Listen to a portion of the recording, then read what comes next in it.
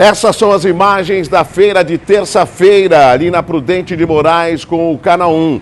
Veja bem o quanto que a população, o quanto que o comércio local é obrigado e sofre toda terça-feira com os restos da Feira Livre. Olha a quantidade de urubus que toda semana a população é obrigada a conviver ao final da feira de terça-feira. É impressionante. É óbvio que a Feira Livre ela é importante e é óbvio que essa não é a culpa dos feirantes, e sim de um armazenamento de alguns produtos que são comercializados nas feiras livres e que logo ao final acabam atraindo esses animais, essas aves como os urubus, e fica ali disputando junto com as pessoas. São os restos de comidas, barracas que trabalham com pescados, por exemplo. Isso aí toda terça-feira. E a população já chegou a cobrar da prefeitura uma atuação, uma limpeza mais imediata ao término da feira, mas parece que não foi atendido ainda. A quantidade de urubus é uma coisa impressionante, né? Em plena luz do dia, na feira de terça-feira, ali na Vila Matias, Prudente de Moraes, com o Canaã ao lado ali do Sindicato dos Químicos. E eles ficam ali sobrevoando, esperando a melhor oportunidade para aproveitar os restos de comida que é deixado pelas barracas. É óbvio, os feirantes eles pagam os impostos, assim como a população. Deveria ter uma rapidez ao término da feira para que recolhessem o lixo ou, dependendo do tipo de produto que é comercializado, ter já um acondicionamento para que essas aves ou outros insetos ou animais acabem não disputando os restos da feira. Olha só a bagunça. É normal, porque aí eles estão desmontando, mas o que é normal, não é normal, é essa quantidade de urubus ali aproveitando não só o resto de comida, mas também atrapalhando ali o cenário da Vila Matias, tá certo? Essa imagem chegou pelo nosso WhatsApp, que é o 981387000, e a produção do Hora Geral vai entrar em contato com a prefeitura para saber como que a limpeza pode já iniciar ao término da feira, tá certo? E você pode também participar denunciando através do nosso WhatsApp, que é o 981387000. Esse é o telefone que você pode interagir diariamente aqui no Hora Geral. E no programa de hoje você também vai ver: polícia prende suspeitos de matar estudante em São Vicente. Ainda não é notícia repetida não. Moradores de Bertioga ainda estão sem energia elétrica depois do vendaval do último domingo. O número de demissões em abril é maior do que pessoas contratadas. E o nosso convidado de hoje já está na recepção. Ele é o Ronaldo Serápicos, ele é advogado, é uma pessoa muito inteligente sobre os assuntos não só da região, nem só do nosso país, mas também sobre política internacional. Vai conversar com a gente daqui a pouquinho aqui no Hora Geral. Além da movimentação das estradas, balsas, previsão do tempo e muita informação para você nesta quarta-feira, tá certo? Hoje é comemorado o Dia Internacional da Comunicação e das Telecomunicações, Dia da Constituição e Dia Internacional contra a Homofobia. Dias importantes que a população deve saber, os estudantes também, e parar para analisar que o dia, a efeméride, ela não é simplesmente uma lembrança, mas um dia a ser respeitado pela sua importância. Não se esqueça que eu estou com você. Vamos conhecer agora as manchetes dos principais jornais desta quarta-feira, ao vivo, aqui no Hora Geral. Vamos lá?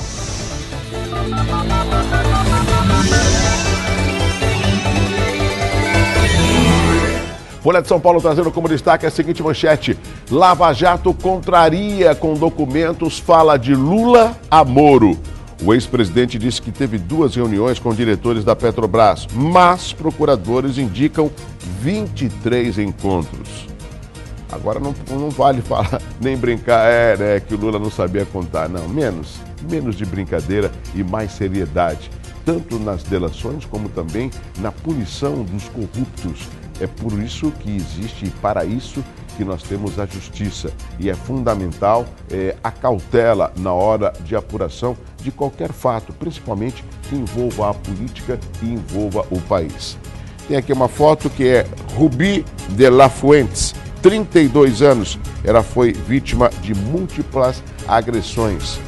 É um tema que nós discutimos ontem aqui no Hora Geral com a Thaís Périco, que é advogada especialista no direito da mulher. E esse é um tema que todos os dias acaba tendo destaque na mídia e também nas principais discussões nacionais sobre um tema importante. O Brasil registrou 340 assassinatos por homofobia em 2016 e você viu na abertura do Hora Geral uma das datas importantes que é comemorada no dia de hoje. Nessa foto é o Donald Trump, que recebe o presidente turco Recep Tayyip. Ele esteve na Casa Branca em Washington no dia de ontem. E o Donald Trump, se você não percebe, ele já está viajando para muitos países. Em alguns ele acaba causando um certo constrangimento do seu posicionamento, achando que ele é o dono da verdade. E ainda aqui do lado direito da Folha tem o Trump, que pediu fim de inquérito sobre o assessor, diz o jornal. A gente está vendo muita aparição, né? O posicionamento do Trump, achando de que ele é o sabedor de todas as coisas e, como presidente da principal potência, acha, né, que ele pode avançar em temas importantes, principalmente temas ligados à Rússia, à China, que causa aí uma preocupação muito grande. E a gente vai trocar sobre esse assunto também com o nosso convidado, o advogado Ronaldo Serápicos, daqui a pouquinho no Hora Geral. O Estado de São Paulo trazendo como destaque: Trump pediu que ex-chefe do FBI barrasse investigação. Relator da reforma política quer refis para partidos. Olha só o que está de volta. House of Cards. Medo marca a 5ª temporada. Fez um grande sucesso essa série que você assiste no Netflix. Deixa eu ver aqui a parte de baixo do Estadão. Medo enquanto o ônibus não chega. Arrastões em ponto de ônibus têm se tornado frequente em São Paulo. Segundo a investigação da polícia, os casos contribuem para a alta de roubos na capital, que chegam a 41.181 registros no primeiro trimestre. Tem aqui os jornais locais, Jornal Tribuna trazendo como destaque: SAMU em Santos enfrenta problemas no atendimento, que também não é novidade. Nós já mostramos aqui no Hora Geral várias ocorrências em que demora 1 hora, 1h30, às vezes 3 horas, para que o SAMU possa dar socorro quando solicitado.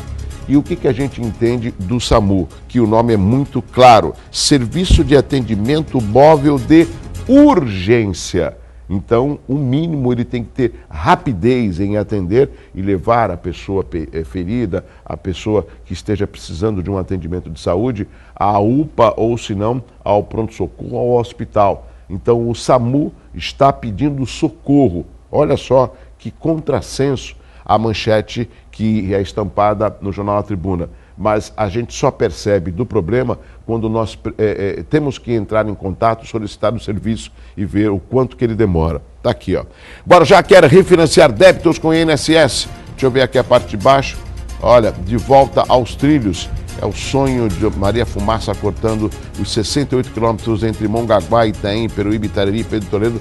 Começou a ganhar força. A proposta é reativar a linha férrea e ter um trem turístico ligando as cidades da Baixada Santista. Também é um excelente tema. Jornais locais, temos aqui o Diário do Litoral, trazendo como destaque: Santos terá plano para tirar crianças de situação de risco. Deixa essa manchete e não precisa cortar para mim, por favor. Eu fico chateado com certas coisas e a gente sempre encontra, e eu sempre encontro no dia a dia, pessoas que contrapõem a minha opinião. E eu sou totalmente receptivo para ouvir o contraponto. Até porque nós estamos num país democrático e a minha ideia não precisa reinar em todos os pensamentos dos meus telespectadores, dos meus internautas, dos meus colegas de trabalho, dos meus amigos. E principalmente da administração. Mas, quando eu vejo uma manchete como essa, eu vejo o quanto que a cidade polo da região metropolitana, que deveria dar exemplos para as outras cidades, ela tem traços, ela tem gargalos e ela tem deficiência. Como que Santos terá plano para tirar crianças de situação de risco, se esse problema das crianças em situação de risco não vem de agora, não começou no mês passado, não começou no ano passado, e isso já tem anos, porque nós temos uma triste realidade no centro, que são os cortiços, e parece que nenhuma administração consegue enxergar, nenhuma secretaria, como uma secretaria de assistência social, não consegue enxergar, nenhum vereador consegue enxergar, nenhum prefeito consegue enxergar. E é aí que eu fico chateado. Nós trouxemos aqui o Carlos Raton, jornalista do Diário do Litoral, que fez uma bela de uma reportagem há 15 dias atrás. Trouxemos a Idalina Xavier, que é conselheira tutelar, que relatou casos de crianças que são praticamente usadas, né, para que possam, através do abuso sexual, conseguir algum dinheiro. É incrível a situação que nós encontramos no centro da cidade de Santos, e não é diferente na Zona Noroeste, em alguns bairros. A reportagem também mostrou há uma semana atrás. Então, a manchete diz que Santos terá plano para tirar crianças de situação. Eu vou ler rapidamente para os meus amigos aqui do Hora Geral. 12 secretarias municipais, representantes de conselhos da sociedade civil, entidade beneficente, ONGs e da universidade farão parte do plano emergencial que será elaborado para a retirada de crianças e adolescentes da situação de vulnerabilidade social. O projeto, que será lançado hoje, contemplará atividades sociais, educativas, esportivas e culturais. Bom, antes tarde do que nunca, mas quando eu vejo uma manchete que Santos terá um plano, o que significa? Eu não preciso ensinar ninguém, até porque eu não sou professor. Se Santos terá um plano, significa que até hoje Santos não tinha um plano. E quando você não tem um plano, quando você não tem uma ação, quando você não tem um projeto, o problema ele só tende a crescer, tá certo? Só para ilustrar para os meus amigos do Hora Geral. Deixa eu ver aqui, ó, ônibus híbrido já circula em Santos na linha 20.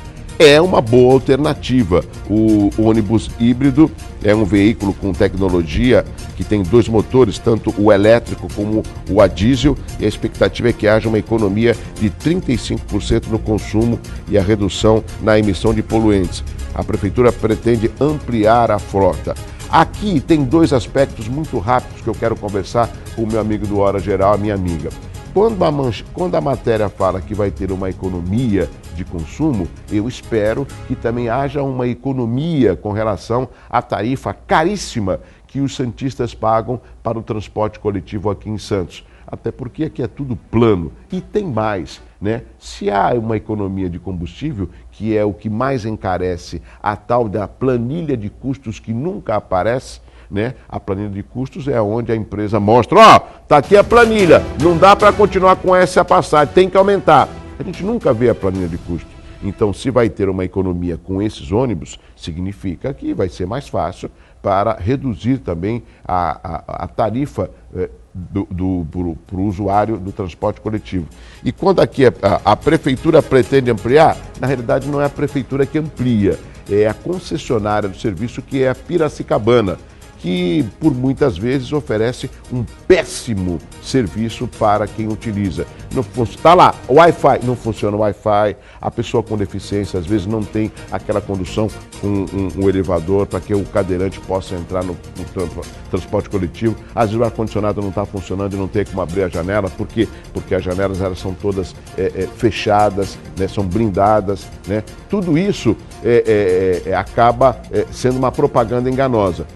Ah, Douglas, você não é favorável ao híbrido, a esse novo sistema? Lógico que eu sou favorável, mas não adianta ver só ônibus bonito e não ter eficiência na frota e atender a demanda da população.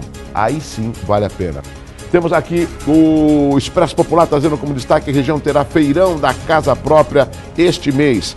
Ataque derruba sistema do INSS e faz o povo perder a viagem. Essas são as principais manchetes dos jornais e você acompanhando aqui comigo ao vivo nesta quarta-feira. Muito obrigado pela participação, os nossos amigos que estão acompanhando no nosso site, que é horageral.com.br. Vamos continuar a informar? A Polícia Civil localizou e prendeu 2 irmãos apontados como os responsáveis pela morte do jovem Gabriel Aquino Muniz, de 19 anos. O estudante foi encontrado morto no dia 18 de abril em um terreno baldio no bairro do Catiapuã, em São Vicente. Wisman Francisco Xavier, de 34 anos, e William Leão Machado, de 29, são apontados como os autores do homicídio. Após a apuração, o delegado Renato Mazagão pediu a prisão dos 2. Wisman foi preso na manhã de segunda-feira de manhã, né? E o William já tinha sido preso no final de abril, nas proximidades de onde Gabriel foi morto. Ele foi apontado como autor de roubos naquela região. Mais informação aqui ao vivo nesta quarta-feira. Lembram daquela notícia de ontem do Hora Geral que moradores de Bertioga estavam sem iluminação por causa do vendaval do último domingo? Lembram? Lembram que nós mostramos ontem? Então, acontece que ainda não foi resolvida a situação com relação à energia, né? E pelo menos 250 imóveis continuam nessa situação. A Eletro, que é a empresa responsável pelo serviço em Bertioga, trabalha na reconstrução da rede de luz. E no domingo as rajadas chegaram a 75 km por hora na região. E de acordo com a praticagem de São Paulo, isso causou todo esse prejuízo, né, com a falta de energia em alguns locais. Ao todo são 8 mil moradias que ficaram sem luz. Imagine só a quantidade. Já na segunda eram 1.000 imóveis, eles não conseguiram resolver totalmente. E a Eletro não informou o prazo da conclusão desses reparos. E a Defesa Civil disse que a maior parte das ocorrências envolveu árvores e postes caídos, como você viu na foto, né? Então as equipes já estão aí atentas para dar resposta à população de Bertioga. O número de demissões, mais uma vez, foi superior ao de admissões aqui na Baixada. Isso é preocupante. Em abril, 8.315 profissionais perderam o emprego, enquanto apenas 7.216 foram contratados. Os dados são do Cadastro Geral de Empregos e Desempregados, que é o CAGED, do Ministério do Trabalho. Porém, talvez haja esperança. Nos primeiros 4 meses do ano passado, o saldo das demissões somavam 10.433 pessoas e esse ano são 5.071. Nos últimos 2 anos, o saldo das demissões na Baixada foi de 36.437 pessoas. O comércio e os serviços são os setores que mais empregam na região e representam 60% da mão de obra aqui da nossa Baixada Santista. Este é o Hora Geral.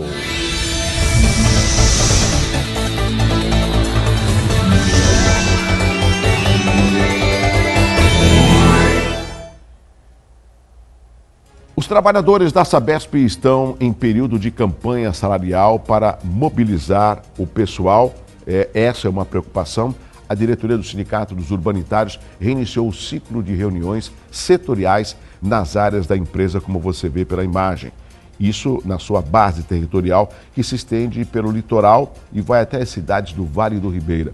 Os encontros começaram na segunda-feira e amanhã a diretoria do sindicato se reunirá com a Sabesp para discutir o novo acordo, mas os trabalhadores já se reuniram ontem para elaborar um plano de luta.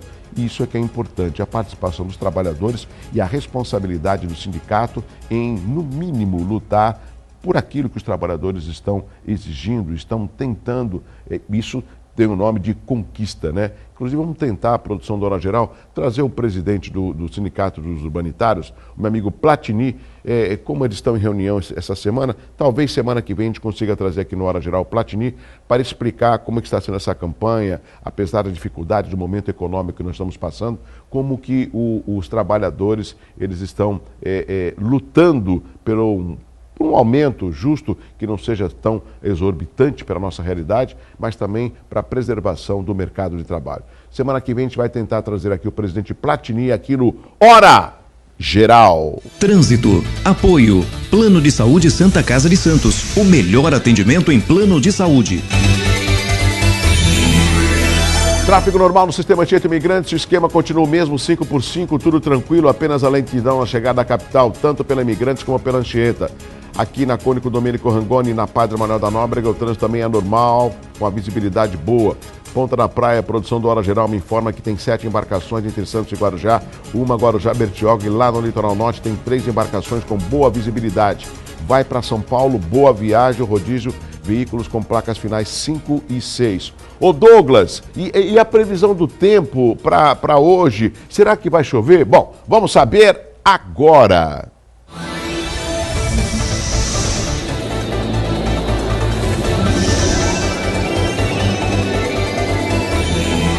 A previsão para essa quarta-feira é de predomínio de sol, com pouca variação de nuvens, como você pode ver no radar meteorológico. Aqui em Santos, a mínima é de 20, máxima de 27. Vamos até Guarujá, Ilha de Santo Amaro, meus amigos de Vicente de Carvalho, mínima de 21, máxima de 26. E agora vamos até o litoral sul, lá em Mongaguá. Ô Mongaguá, mínima de 21, máxima de 25 graus. E esse é o nosso radar meteorológico aqui no Hora Geral. Saúde, apoio, Hospital de Olhos Grotone. Para perto, para longe, para você. Bom, não é novidade, mas não custa nada ouvir a dica de saúde em nome do Hospital de Olhos Grotone. Quanto menor a ingestão de sal, melhor para a saúde. Isso é que os médicos costumam dizer, mas uma nova análise leva a crer que não. Segundo um pesquisador da Dinamarca, uma redução de 5 gramas de sal por dia em pessoas com pressão normal pode ser prejudicial à saúde. Isso porque a redução elevaria os níveis de hormônios reguladores do sal, hormônios do estresse e lipídios. Segundo o pesquisador, pessoas que consomem abaixo disso têm uma mortalidade maior do que pessoas que consomem uma quantidade normal. Isso de sódio. E qual seria esse normal? Para pessoas com pressão normal, seria 15 gramas de sal. O consumo médio do brasileiro é de 12 gramas diárias. Se os estudos estiverem certos, então nós brasileiros estamos dentro do saudável, né? Agora você não pode colocar sal e conversar, né? Você está com sal. É verdade. Sabe por quê? Ontem ele não esteve lá. Mas eu vou passar mais tarde lá, tá bom? Tá, tchau. Aí já colocou praticamente o saleiro todo, né? Agora, uma coisa importante, eu não sou médico. Pouco sal é bom, você equilibrar, né? Mas o salzinho é que acaba dando gosto à comida. Muita cautela, isso é fundamental. Rápido intervalo, na sequência aqui no estúdio, Ronaldo Serápicos. Ele é um amigo do Hora Geral, advogado, participa de vários programas de entrevista, uma pessoa muito inteligente, conhecida da região. Eu vou tocar alguns assuntos com o Ronaldo Serápicos, quero ouvir a sua análise e o meu telespectador também vai poder participar. Tudo isso depois do intervalo. Eu volto já, rápido. Nós estamos de volta com o Hora Geral e agora vamos conversar com Ronaldo Serápicos. Tudo bem, meu amigo? Tudo bem, Douglas? Prazer meu estar de volta aqui no Hora Geral. O Ronaldo Serápicos, quando eu falei assim que é um amigo, porque a gente já se conhece há um bom tempo, e eu sempre aprendi a respeitar e também a conversar. O Ronaldo é uma figura muito agradável, o telespectador já deve ter ouvido nos programas que ele participa de rádio, vai ter a oportunidade de ouvi-lo e de vê-lo aqui no Hora Geral. E eu sempre digo, Serápicos, que nós temos aqui na região um misto de litoral com interior. Por quê? Porque a gente acaba se encontrando num cafezinho, num restaurante, a gente bate um papo, né? Eu acho que ainda tem um bom relacionamento, diferentemente da capital. Eu falava com um amigo, falou, Douglas, eu desço no elevador, ele é de Santos, mas está morando lá. Eu desço no elevador em São Paulo, eu cumprimento meu vizinho, ele nem me responde. Entendeu? As pessoas são muito frias, né? O paulistano. Mas a gente tem essa característica pela proximidade. Eu acho que da praia, isso faz com que as pessoas sejam mais dóceis, e tenham um bom relacionamento. Não sei se você sente isso também. Não, sinto. Mas são tempos modernos, viu, Douglas? É muito comum as pessoas não se conhecerem no mesmo condomínio onde vivem. Porque hoje você entra no elevador, sai dentro da garagem, sai com o seu carro, você não passa mais na portaria, não dá bom dia para os funcionários. Então é um pouco cultural. É lógico que nas grandes metrópoles, como São Paulo, a diferença vai ser maior. Mas você vai, por exemplo, para o Rio de Janeiro, você percebe que lá há uma camaradagem, uma interação maior. Então é um pouco cultural também. Nós nos tornamos um pouco frios com a nova situação urbana que tomou conta das cidades, muito trânsito, todo mundo dentro dos seus carros, e também as redes sociais criaram uma outra realidade. Então, eu acho que essa frieza vem um pouco daí também, cultural. Ronaldo, por falar em frieza, eu sempre trago aqui muitos amigos em comum que participam aqui do Hora Geral. Nosso amigo Roberto Mohamed já esteve aqui, Nelson Fabiano Sobrinho, teve aqui o Glauco, que é o jornalista, diretor do Sindicato dos Jornalistas, o Carlos Raton, já trouxemos aqui o Fernando Chagas, Só para ilustrar muito rapidamente aqui para os amigos do Hora Geral, qual a preocupação que eu tenho com o programa, e o meu telespectador que acompanha não só na TV, como nas redes sociais, sabe da diversidade dos temas. Justamente de discutir a região e trazer caminhos e cobrar de uma forma responsável dos nossos governantes, né? Tanto em nível estadual e federal mais difícil, né? Só com os nossos deputados, uma atuação mais propositiva e palpável, né? De concreto para a nossa região metropolitana, que você sabe que ela ainda carece de muitos projetos que já na década passada, ou no século passado, finalzinho dele, a gente tinha promessas de muitas obras que acabaram não saindo do papel. O que você acha, literalmente, de uma forma genérica, por que será que nós sempre carecemos de uma ação do governo do Estado, do governo federal para a região? Será que a baixa representatividade nas assembleias, na Câmara Federal e na Assembleia faz com que nós não tenhamos força de representatividade nesses locais? Porque nós recebemos a visita de governadores, de deputados, mas nós não vemos, pelo menos eu penso assim, não sei se você comunga da mesma ideia, da efetividade da participação em ações concretas para o crescimento da nossa região metropolitana. Então, Douglas, eu acho que existem dois fenômenos aqui em relação à Baixada Santista. Um que eu acho que atinge o Brasil inteiro, que é o grande problema aí da letargia na política hoje, que é a descrença da população do eleitor no político. Então vai falar, política é só corrupção, política é a mesma coisa. Então com isso ele se afastou e deixou que os maus políticos tomassem conta de tudo, né? A segunda parcela, eu acho que tem a ver com a história, o segundo item em relação à região metropolitana, tem a ver um pouco com a nossa história. Aquela coisa de ficar muitos anos sem eleger prefeito, sem discutir a cidade. Eu acho que isso teve um papel muito importante nessa coisa de anestesiar o eleitor santista. Santos era uma cidade politicamente muito ativa na época do regime militar. Nós tivemos aí uma luta contra a ditadura muito forte aqui, mas também tivemos uma reação muito drástica, né? Nós tivemos alguns dias atrás aí a lembrança de momentos trágicos da ditadura, o navio prisão que teve aqui, o Raul Soares. Então a nossa região foi muito atingida, muito assolada, muito repudiada por esse momento. E depois disso nós passamos um tempo que paramos de discutir política. Então eu acho que esse é o reflexo. Você pega as últimas eleições, a discussão sobre problemas profundos da cidade foi muito pequena, foi muito superficial. Então a cidade perdeu essa capacidade de discutir os seus próprios problemas. Esse pessoal todo que você comentou, nossos amigos que participam dos programas, cada um em sua área, profissionais de diferentes setores, eles têm procurado fazer as pessoas refletirem. A gente tem mostrado nos meios de comunicação assuntos que devem ser debatidos pela população, mas isso ainda acho que ainda não teve de sensibilizar as pessoas. Não teve ainda a força suficiente para motivar as pessoas a discutir. Eu acho que a última eleição foi muito emblemática no sentido de que o santista em especial, ele acha assim, olha, se não tiver nenhum desastre, tá bom. Então ele vai tocando, ele não tem mais aquela ânsia de modificações, de revolução, de coisas novas, como teve no passado. Então, por exemplo, pegando o final do seu comentário, então essa compreensão ou essa aceitação da mesmice é que acaba acarretando junto à administração e aos políticos de uma forma geral, um certo... Tá vendo? Eles já tomaram consciência. Deixa para lá. Esse é o problema do deixar para lá. Nós temos em Santos, especificamente, problemas da Zona Noroeste, que sempre a população paga com a alta da maré ou com as chuvas, e não precisam ser fortes, do alagamento, né? Temos o problema da saúde. Você tem um hospital de estivadores que ainda permanece fechado, entendeu? O santista, ele passa ali em frente e ele não entende por que continua fechado. E as poucas cesáreas, as poucas crianças que nasceram lá, 2 delas tiveram problema de saúde, uma chegou até deslocar a cravícula, ou seja, olha só, então nós temos um problema que nós não temos uma entrada na cidade, e recentemente num fórum de debates que esteve aqui a senadora Marta Suplicy, uma das preocupações do atual prefeito é que conseguisse verba do governo federal para fazer a entrada da cidade.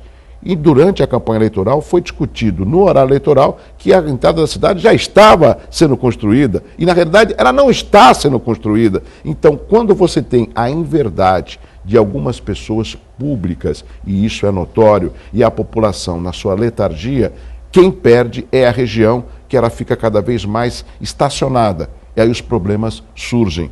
Como provocar esse choque junto à população? Então, você tinha falado da representação da região, Douglas, e se você vê proporcionalmente a nossa população, a nossa representação ela é razoável do ponto de vista de equilíbrio. Tanto no Estado como no governo federal. No Estado quanto federal. Então, o que falta realmente é a população dar o suporte, cobrar dos seus representantes e dar o suporte. Nós tínhamos um problema aqui, porque as coisas estão mudando, que era o seguinte: a cidade de Santos, em especial, e a região também, mas a cidade de Santos em especial, elas sempre tiveram índices um pouco melhores que o resto do estado. Então a nossa segurança pública, por exemplo, era muito melhor que a segurança pública da capital, que as favelas, que o interior de São Paulo, algumas cidades. Por causa disso, nós nunca discutimos a fundo segurança pública. Porque falaram, Santos está... Você consegue passear no Gonzaga à noite, né, sem ser assaltado, você tem a Operação Verão, dá para você andar na praia sem ser assaltado? Não dá mais. Não dá mais para você andar na praia sem ser assaltado. Nem na ciclovia. Não. Então, e nem nos bairros que eram considerados intocáveis, não, Boqueirão, Gonzaga, não, assalto só tem na Zona Norte, agora assalto tem na cidade inteira. Então, como nós tínhamos aí um pouquinho mais de qualidade de vida do que o resto do estado, nós cobrávamos menos. Passa aqui os governadores, toda vez tem um candidato a governador, vem aqui, come pastel, bate papo, é sempre muito bem recebido pela população, sempre muito bem acolhido e vai embora sem deixar nenhuma proposta. Ficamos aqui 40 anos esperando a implantação do VLT, uma obrigação do governo do estado que não é feita, que não foi projetada, que não foi planejada. Agora, depois de muita briga, conseguimos, mas 40 anos de atraso, Douglas, é demais. A entrada da cidade de Santos, tudo bem, a prefeitura exagerou, né, vendeu uma ideia que não era a realidade, que aquilo estava pronto e não está. Mas a verdade é que nós estamos aqui no maior porto da América Latina. A entrada de Santos não é a entrada para nós, cidadão santista, é a entrada para o porto do Brasil, para o maior porto do Brasil. 33%. Então, o governo do estado não manda dinheiro, o governo federal não manda dinheiro para fazer a entrada do maior porto, o único porto decente que o Brasil tem de verdade é o Porto de Santos. Então, olha, um viaduto para entrar no porto... Não tem dinheiro para fazer, você vai no interior do estado de São Paulo, tem lá viaduto que leva nada a lugar algum, porque passa perto lá da propriedade de algum político, de algum ex-governador. Então, eu acho que falta a reação da população. Nós precisamos, quando o governador vier aqui comer pastel, nós temos que reclamar dele, temos que cobrar, temos que vaiar o sujeito, temos que exigir que na próxima campanha ele faça propostas. Então, e cobrar a mesma coisa dos nossos deputados. Mas eu acho que a falta de representatividade nossa, ela decorre muito mais da falta de conscientização do cidadão. O cidadão da região não está mobilizado para cobrar dos seus representantes. E quando você fala isso, eu me lembro também desse incidente que ocorreu, um incêndio, o segundo maior do mundo, que levou mais de 9 dias, que foi aquele incêndio da Ultracargo, lógico, sem vítimas, mas causou um dano ambiental. Sim. E quando a gente lembra da Ultracargo, eu me lembro que foi criado, na época, um gabinete de crise para discutir o que estava acontecendo, ou seja, o impacto daquele incêndio da Ultracargo na nossa região. Por que não se cria um gabinete de soluções, fazendo até um contraponto? Você viu a manchete do Diário do Litoral? Santos terá um projeto. Não tem um projeto para cuidar do grave fato de crianças que estão sendo abusadas de uma forma triste, se envolvendo com usuários de drogas, crianças em situação de risco, como mostra o Diário do Litoral. Ou seja, esse é um problema social que acaba se refletindo em toda a sociedade. Ou seja, os temas, eles existem. E eu não vejo também a movimentação, apesar também, uma parcela da população não participa das audiências públicas, que serve para discutir e dar um parâmetro naquilo que está sendo discutido. Mas você levantou um aspecto muito interessante, Douglas, que é a forma como as informações chegam para a população, né? Então você tem que prestar atenção. Quando você lê uma notícia, quando você assiste um programa de televisão, Sim. Você tem que prestar atenção na realidade daquela informação, né? Quando você fala, olha, um programa ótimo está chegando aí agora para atender as crianças, significa o seguinte, que não havia um programa ótimo anterior para atender as crianças. É a mesma coisa quando eu vejo uma notícia do governo do estado, né, saindo nos jornais, dizendo o seguinte, olha, reduziram 5% dos homicídios nos últimos 2 meses, por exemplo. Tá. E só que não aparece a notícia de que nos últimos 12 meses o estado de São Paulo atingiu o maior índice da história de homicídios. Quer dizer, essa redução é que o bandido cansou de matar e aí deu uma reduzida. Não é que a segurança está melhor. Então, você sempre tem que analisar a notícia com uma reflexão crítica. E né? saber ver o que está do outro lado. Interpretar, né, o conhecimento. O fato também de um ônibus híbrido que está no Diário do Litoral, excelente por causa do meio ambiente, a economia mesmo. Então, o que significa? Se vai ter uma economia no combustível, tem que ter uma economia na passagem. E quando a matéria fala que a prefeitura vai tentar implantar mais ônibus, não é a prefeitura não tem empresa de ônibus. Chegou a ter uma época, a empresa municipal. Isso é uma outra discussão. Agora, a empresa, ela concedeu através de uma licitação para que a Piracicabana possa explorar o serviço, né? Então, são aspectos que a gente começa a explicar. Essa é a função do jornalismo, é a função do Hora Geral. Porque aí a população, ela mais informada, Serápicos, ela sabe cobrar. Ontem nós recebemos aqui a advogada especialista em direito da mulher, a Thaís Périco, e eu fiz uma pergunta para ela como advogada e vou fazer para você.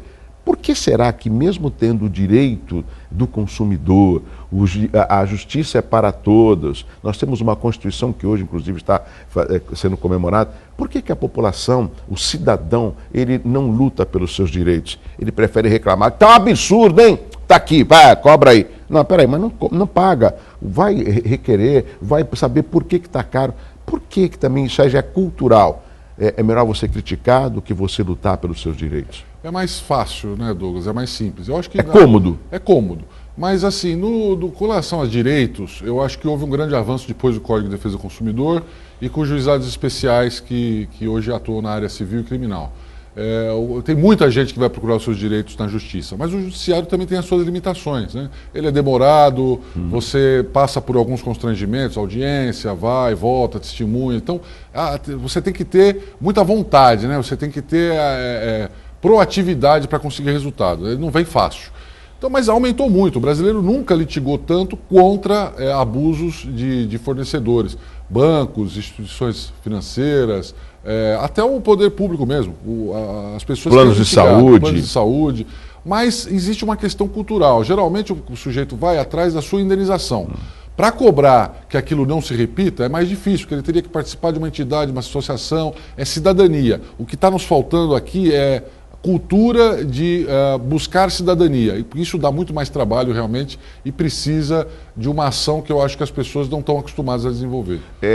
Ronaldo, nós temos algumas perguntas, eu já vou repassar para você, mas vamos só trazer um pouco a discussão internacional para o nosso país, para o Brasil. Recentemente você viu a eleição do novo presidente da França, o Emmanuel Macron, 39 anos, se não me engano é o presidente mais jovem que a França já teve, tirando aí até o conservadorismo, né, que existia dos partidos conservadores lá da França, e aí um jovem, né, com aquele gás.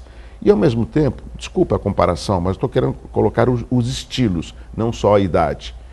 Nós temos o Dória, que é o prefeito de São Paulo, que você vê que com muita fluidez ele comenta, ele grava um vídeo, ele coloca uma roupa de gari, ele vai à luta, ou seja, é um cara totalmente proativo. Eu gosto dessa palavra, proativo. Ele está fazendo o que ele falou na campanha. Eu não sou um político, eu sou um gestor, mas ele sempre viveu com os políticos, mas aí a gente dá um desconto. Ou seja, o que esperar de uma figura como o João Dória, a performance que ele está implementando como prefeito da principal capital do Brasil, e o francês que foi recentemente eleito, o Macron?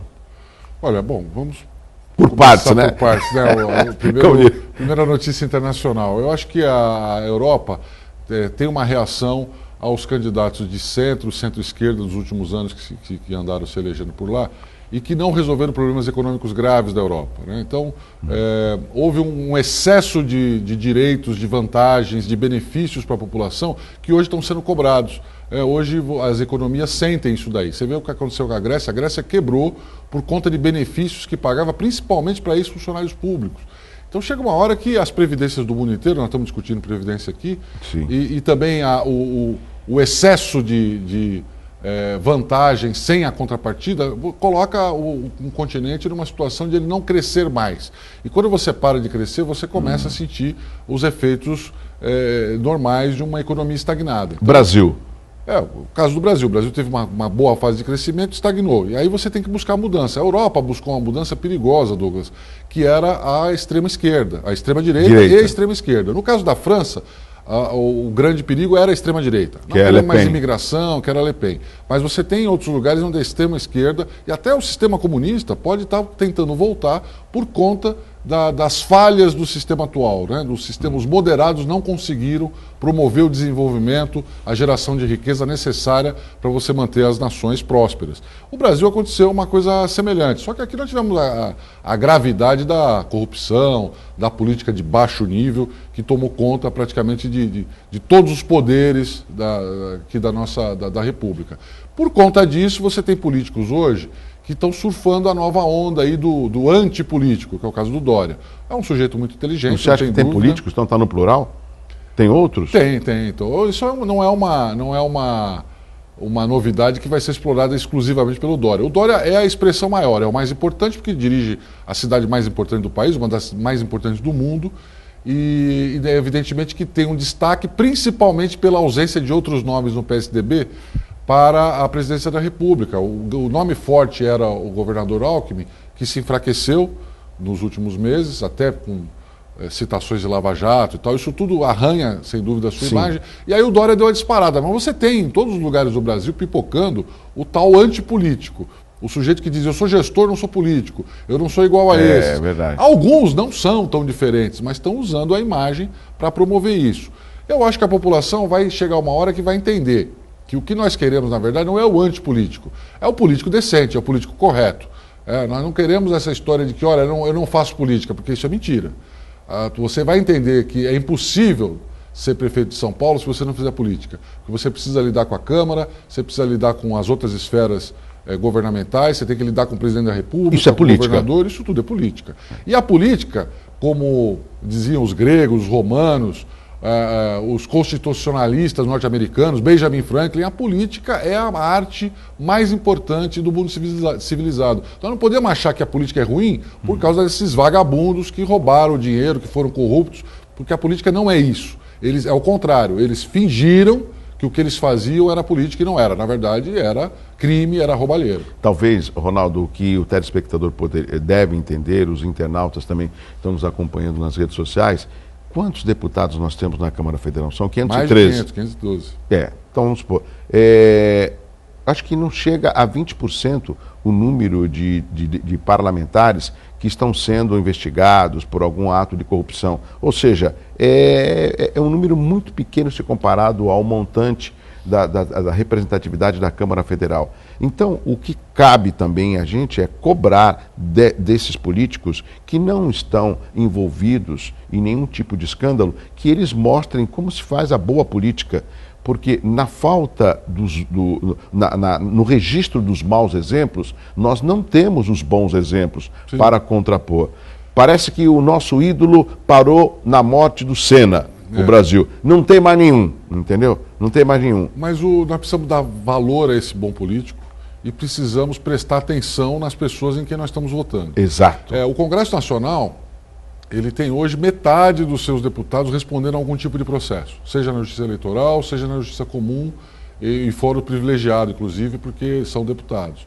E é mais difícil, mais demorado os processos. Você tem lá deputados condenados, deputados bem enrolados, deputados que fizeram coisas erradas no passado e que se reelegeram com o voto popular. É isso que eu ia falar. Quem que reelegeu eles? Foi a população. Você tem o Collor, que saiu agora aí, recentemente, mostrando, depois de tudo que aconteceu, de ter sido caçado, de ter sido quase preso, o sujeito me aparece com uma Lamborghini, com uma Ferrari, com uma loja. Tem alguma coisa errada, tem alguma coisa errada. Então, ele foi reeleito com facilidade, acredito que se reelege novamente. E você tem aí outros, Jader Barbalho, Renan Calheiros, e por aí vai, a família Sarney inteira. Enfim, a população precisa prestar atenção nisso também, né? O sujeito que está na Lava Jato não foi eleito com o voto da Odebrecht. Ele foi eleito com o voto de você que está nos ouvindo aí. Ronaldo Serápicos, advogado, participando no Hora Geral. Ronaldo, tem perguntas aqui dos nossos telespectadores pelo WhatsApp, o 981387000. Deixa eu ver aqui a primeira pergunta, a Norma Santos do Gonzaga. A deficiência da nossa representatividade na Câmara Federal é quantitativa ou qualitativa? Boa, Norma. Então, nós conversamos sobre isso, Norma, agora há pouco aqui com o Douglas, né? Eu acho que em termos de quantidade é proporcional à nossa população. Aí você fala, bom, se não é quantidade, então é qualidade. Mas essa qualidade não se refere à qualidade pessoal desses deputados. Não é que não são pessoas inteligentes, ou que não são pessoas capazes, ou que não estão qualificados do ponto de vista político. É que você precisa, primeiro, dar suporte ao seu candidato. Você precisa apoiá-lo nas suas decisões e você precisa cobrar que ele faça as coisas. Então, hoje é muito cômodo, na verdade, ser deputado aqui. Eu não vejo a cobrança em cima dos deputados. De vez em quando acontece alguma coisa, geralmente pontual. Olha, o deputado tem que ser cobrado porque votou tal projeto, votou a Previdência, votou isso, votou aquilo. Mas no dia a dia, quer dizer, cadê a verba? Cadê o que o senhor fez? Quais são os seus projetos? O que o senhor está fazendo todos os dias pela região? Isso daí passa muito batido. Você falou uma coisa importante, que recentemente teve um protesto das lideranças sindicais com relação à aprovação das reformas, tanto da Previdência como da Trabalhista, e eles colocaram aí em xeque os 296 parlamentares que votaram a favor da reforma, sem uma discussão de alguns itens que, segundo essas lideranças sindicais, atrapalhariam, prejudicariam a classe trabalhadora. E eles colocaram os 3 representantes da Câmara Federal também no meio desses parlamentares. Foi aqui na Praça das Bandeiras. E também tem um outro aspecto que a gente levanta. Quando você ouve que um parlamentar fala, olha, eu já mandei lá para a cidade de tal cidade, mandei lá 2 milhões para a saúde, hein? Muito bem. 2 coisas importantes que eu quero te ouvir. Ele não dá porque ele quer, ele dá porque ele elenca uma prioridade. E o fato dele falar que ele enviou não significa que no dia seguinte caiu na conta da prefeitura. Sim. Porque se a prefeitura não tiver um projeto, o que acontece com esse dinheiro? Não vai para lugar nenhum. Retorna. Retorna. Aliás, ele nem sai de lá, né? O projeto tem que ser aprovado, carimbado, supervisionado para o dinheiro começar a chegar. E vem de conta-gotas, né? Não vem de uma vez só. Não, exatamente. Então, o parlamentar, primeiro, ele precisa estar antenado no problema da região. Ele precisa discutir a região. Ele precisa promover audiências, ele precisa trazer a sua experiência para essa discussão, ele precisa trazer o seu prestígio para essa discussão. Você estava falando aí de audiências públicas. A população não vai em audiências públicas. Mas quantas vezes você não vê o deputado também não participar de uma audiência pública, né? O assunto é importante, o deputado tem que vir, tem que avisar a população, olha, estou indo para discutir, se você quiser tratar desse assunto, eu vou estar lá nesse dia. Enfim, é um pouco disperso o trabalho. Então você tem que realmente cobrar, pedir que o deputado cumpra aquele papel e as promessas que fez. A verba, a verdade é a seguinte, todo deputado tem uma verba para indicar e ele vai indicar onde? Aonde ele tem voto. A base dele. Então ele não faz mais que obrigação. O que ele precisa é ir atrás do projeto. Senhor prefeito, cadê aquele projeto da verba que eu liberei?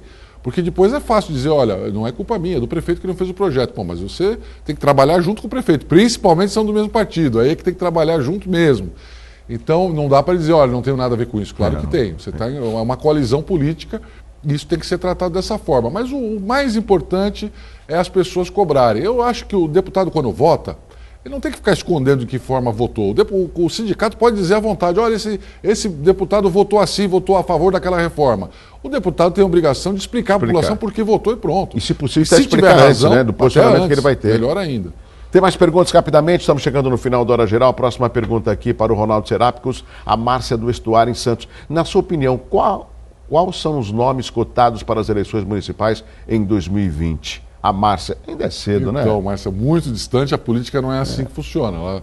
Ela, principalmente a eleitoral, ela é muito próxima à decisão de quem é o candidato. Você vê, nós estamos hoje discutindo quem são os candidatos à presidência da República, 2018. Que é uma coisa que você tem que preparar 4 anos antes, né? Mas vai ser em cima da hora. A verdade é a seguinte, me preocupa muito aqui a cidade de Santos, a situação das próximas eleições, pelo que aconteceu na última, Douglas. Eu achei que o debate foi superficial, foi quase que inexistente, nós não falamos sobre os problemas de Santos. Ficou uma conversa estranha, foi uma eleição das mais apáticas que eu vi na nossa região nos últimos anos. Então acho que a preocupação é essa. Não é tão importante quem será o candidato, o mais importante é qual proposta que ele vai carregar. E a proposta, Márcia, ela tem que vir da discussão da comunidade, do cidadão. Nós precisamos começar a nos reunir, nos encontrar, conversar. O que está acontecendo de ruim na sua cidade, na sua rua, no seu bairro? E aí o candidato vai levar essas ideias. Não é ao contrário. A gente não escolhe o candidato para depois escolher as ideias. Primeiro escolhemos as ideias, depois o candidato que vai ser o portador dessa nossa proposta. Rapidamente, a última pergunta aqui do nosso telespectador para o Ronaldo Serápicos, Ana Paula de Vicente de Carvalho.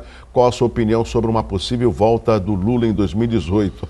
Ana Paula de Vicente Carvalho. Então, Ana Paula, eu acho que a justiça vai decidir se o Lula tem que ir ou não para a prisão, então eu acho que é uma decisão do judiciário.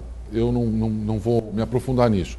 Mas eu acho que pelo que aconteceu no país nos últimos anos, pelo que o PT fez e o Lula o que eles fizeram com o país nos últimos anos, quer dizer, ou seja, trocar a possibilidade de entrar para a história, de mudar o país por um pouco mais de comunidade, um pouco mais de conforto, foi uma coisa inadmissível, inaceitável. Só que a população tem que entender isso. Eu gostaria muito que o Lula fosse candidato e fosse derrotado na eleição, fosse derrotado na urna. Sim. Porque aí sim eu acreditaria que o Brasil está mudando. Eu acabei de falar, o brasileiro reelegeu o Collor, que foi cassado, reelegeu uma série de políticos aí corruptos, né, condenados, e eles voltaram. Eu acho que o Brasil só muda se a gente realmente mostrar que não dá mais para a gente aceitar esse tipo de político. E para mim, o Brasil mudaria muito se o Lula fosse candidato e fosse derrotado no voto popular. Aí acabava o PT e nós nunca mais teríamos esse problema. Será? Porque os minutinhos só, quem tem que chamar os aniversariantes desta quarta-feira aqui no Hora Geral. Vamos lá, produção. Parabéns, parabéns, parabéns. É o que desejam todos que lhe querem bem. Felicidades no seu dia. Parabéns a todos com saúde e alegria.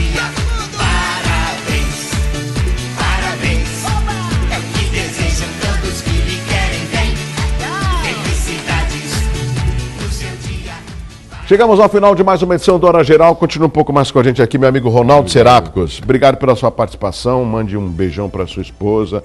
A gente precisa marcar uma hora para a gente comer uma pizza também, não é só o café, né? É verdade, é verdade. Só trabalho, só café, mas a gente marca assim. Obrigado, viu, pela sua participação. Pelo convite, Douglas. Ronaldo Serápicos, advogado, participando no Hora Geral dessa quarta-feira. Vem aí o Bom Dia Baixada. Um abraço forte para você. Um excelente dia. Tchau, tchau.